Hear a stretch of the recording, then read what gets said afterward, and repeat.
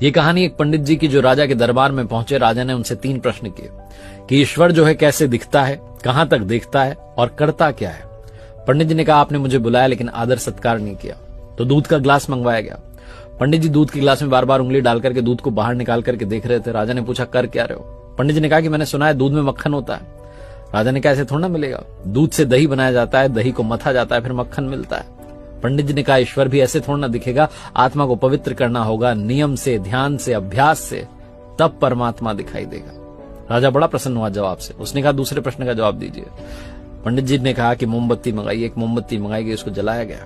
पंडित जी ने पूछा बताइए कहां तक रोशनी जा रही है। राजा ने कहा कि हर तरफ जा रही है, चारों तरफ।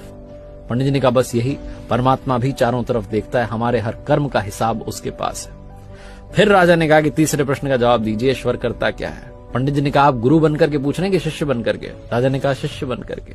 तो पंडित जी ने कहा